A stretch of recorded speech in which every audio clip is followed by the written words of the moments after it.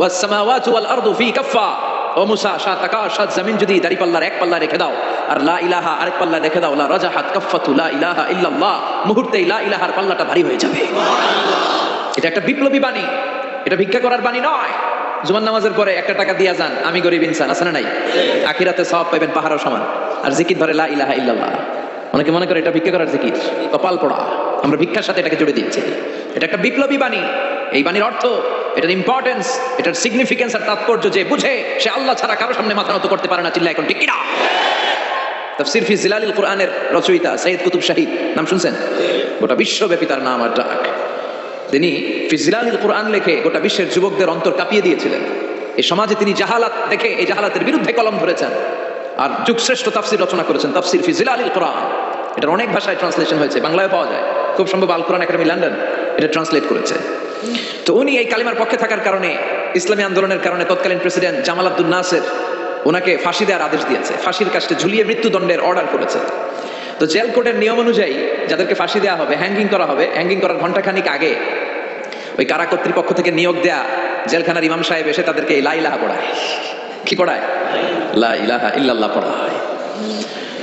তো সাইয়্যিদ কুতুব শাহীদ উনিও যখন ওনাকে ফাঁসির কাস্টে ঝুলানো হবে, ওই মুহূর্তে জেল কোর্টের নিয়ম অনুযায়ী ইমাম সাহেব এসে সাইয়্যিদ কুতুব সাহেবকে বলতে আরম্ভ করলো যে আমি আপনাকে কালিমা পড়াতে এসেছি, আপনি পড়েন লা ইলাহা ইল্লাল্লাহ। সাইয়্যিদ কুতুব শাহীদ বললেন, আমারে কালিমা শিখাতে এসো না, আমি কালিমা খুব ভালো জানি। যেই কালিমা তুমি ফাঁসির আসামিদেরকে পড়ানোর কারণে মান্থলি বেতন পাও, ওই কালিমার ব্যাখ্যা করার কারণে আমাকে ফাঁসির কাস্টে ঝোলা লাগছে। তুমি কালিমা পড়াও, তুমি বেতন নাও, আর আমি কালিমার ব্যাখ্যা করার কারণে আমার ফাঁসি হয়, তার মানে তোর কালিমা আর আমার কালিমা এক কালিমা না। কালিমার মধ্যে পার্থক্য আছে না নাই? ইমানের মধ্যে পার্থক্য আছে না নাই? কালিমায় পার্থক্য আছে। ওই কারা কর্তৃপক্ষের নিয়োগ করা ইমাম সাহেবের লা ইলাহা ইল্লাল্লাহ আর তাফসীর ফি জিলালিল কুরআনের রচয়িতা সাইয়্যিদ কুতুব শাহীদের লা ইলাহা এক কালিমা নয়, এক লা ইলাহা নয়। চিল্লা এখন ঠিক কিনা? পার্থক্য আছে, আলাদা। এজন্য আসল লা ইলাহার অনুসারী হতে হবে। লা ইলাহার ধারক এবং বাহকরা হচ্ছে সত্য এবং ন্যায়ের পক্ষে। যত বিপদ আসে, যত আপদ আসে, যত ঝুঁকি আসে, পাহাড় সম ঝুঁকিকে ডিঙ্গিয়ে তারা লা ইলাহার কালিমার পতাকাকে উড়িয়ে দেয়। চিল্লায় বলেন ঠিক কিনা? এজন্য ইমানে পার্থক্য আছে। আমরা যেন আসল ইমানদার হতে পারি, আল্লাহ তৌফিক দাও। আর জোরে পড়েন আমিন। আমরা সবসময় যেন আল্লাহর জিকির দিয়ে হৃদয়টাকে সিক্ত রাখতে পারি, তুমি তৌফিক দাও। বিষ্ণু বলেছেন, লা ইয়াজালু লিসানুকা রাতবান মিন যিকরিল্লাহ, তোমার জিহ্বাটা যেন আল্লাহর জিকিরে সবসময় ভিজা থাকে। কি থাকে?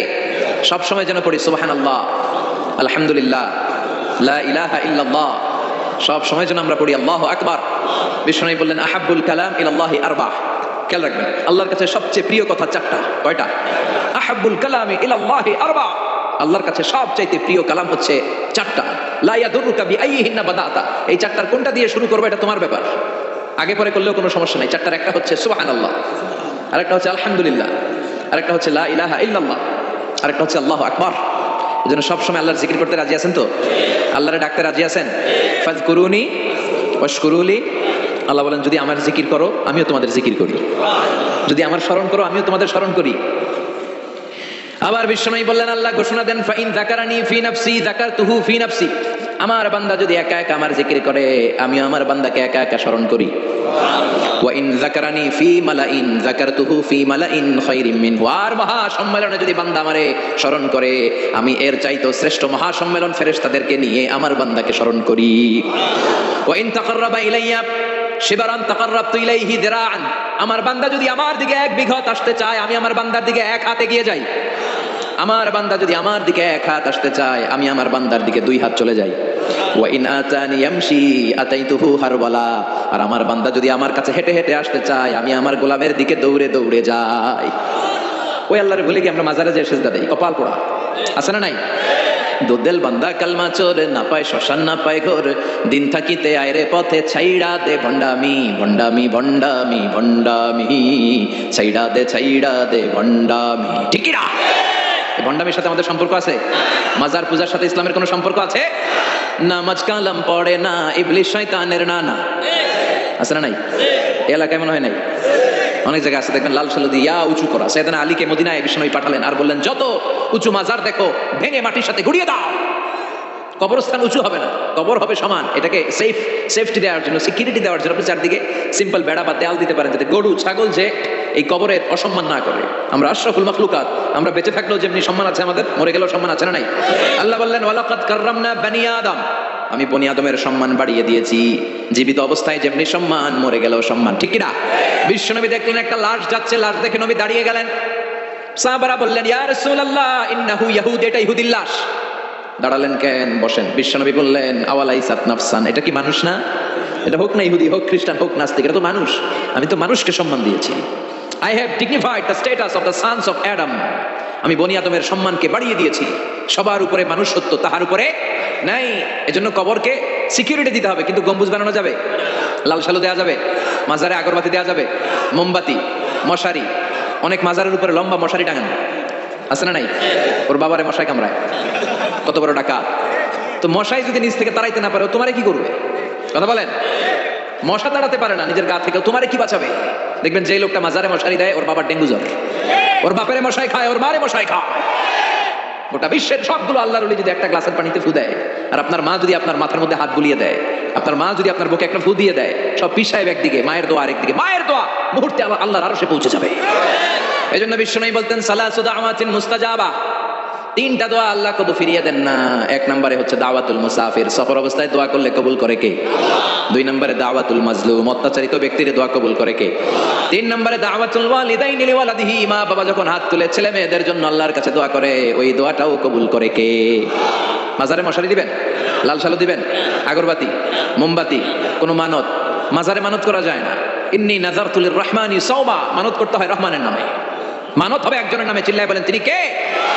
এজন্য মাজারে কিছু দেয়া যাবে না। এই ভণ্ডামি গোটা বাংলাদেশ ব্যাপী, আমরা বলে যাচ্ছি যতটুকু শুধরানোর শুধরাবে। হেদায়েত দেওয়ার মালিক একজন, চিল্লায় বলেন তিনি কে? অনেক পীর আছে এরকম ভণ্ড পীর, সারা বছরে নাকি একবারও গোসল করে না, 365 দিনে ওর গোসলের রুটিন একদিন, আর ওই একদিনের গোসলের পানি মুরিদরা সব খাইয়া শেষ করে ফেলা। নাউজুবিল্লাহ কইবেন না? নামাজ কালাম পড়ে না, ইবলিস শয়তানের নানা, ধর্মের একখান খুঁটি ধইরা কয়দিন করবা হয়রানি। ভণ্ডামি ভণ্ডামি ভণ্ডামি, ছাইড়া দে ভণ্ডামি। দোদেল বান্দা কালমা চোরে, না পায় শ্মশান না পায় ঘর, দিন থাকিতে আয়রে পথে ছাইড়া দে ভণ্ডামি ভণ্ডামি ভণ্ডামি ভণ্ডামি, ছাইড়া দে ভণ্ডামি। চিল্লায় বলেন ঠিক কিনা? এগুলোর সাথে আমাদের কোনো সম্পর্ক নাই। ইসলাম হচ্ছে সহজ। আদ-দীনু ইউসরুন লা উসরা ফি, আদ-দীনু ইউসর, দিন সহজ। এত জনের কাছে যাওয়া লাগবে না, আপনি ওই জেলায় যে ওই মাজারে মানত করা লাগবে না, আপনার সিলেটে যাওয়া লাগবে না, আপনার খানজানাদের কাছে যাওয়া লাগবে না, আপনার কোথাও যাওয়া লাগবে না। আপনি বাড়ির পাশের মসজিদে পড়ে সেজদা দেন, মুহূর্তে দোয়া কবুল করে নিবে কে? রব্বুল আলামিন বলে গোলাম আমারে ডাকস না কেন? তোর ডাকে সাড়া দেওয়ার জন্য আমি 24 আওয়ার্স রেডি। দুনিয়ার বুকে কোনো বিষয় নিয়ে যদি আমরা বারবার যাই, দুনিয়াতে লোকজন রেগে যায়, ঠিক কিনা? আমি ওনার কাছে গেলাম, ভাই আজকে একটা বিপদে পড়ছি, 500 টাকা দেন, দিয়ে দিল। এরপরের দিন আবার গেলাম, দিল। পরশু দিল, তরশু গেলে চেঁচা দিয়ে দিল, একটা মাইট দিয়েছে, ঠিক কিনা? কি পাইছো তুমি? প্রতিদিন 500 টাকা। বারবার কোন একটা ইস্যু নিয়ে কারো কাছে যাওয়া যায় না, এটা লজ্জার বিষয়, ঠিক কিনা? কিন্তু আল্লাহর বিষয়টা উল্টো। সুনানে তিরমিজির বর্ণনা, ইন্নাহু মান লাম ইয়াসআলিল্লাহ ইয়াগদাব আলাইহি, কোন বান্দা যদি কোনো বিষয় নিয়ে, কোনো ব্যাপার নিয়ে আল্লাহর কাছে বারবার না যায়, আল্লাহ তার উপর রেগে যায়। এজন্য আল্লাহর কাছে বারবার চাওয়ার দরকার আছে না নাই? আপনার মনের জ্বালা যন্ত্রণা পূরণ করে দিতে পারে কে? এটার নাম তাওহীদ। এক আল্লাহ কেন্দ্রিক হওয়া, আল্লাহ সেন্টার্ড। আমাদের সবকিছু হবে আল্লাহ কেন্দ্রিক। বিপদে আপদে যে কোনো পরিস্থিতিতে সবার আগে কার কাছে যাব?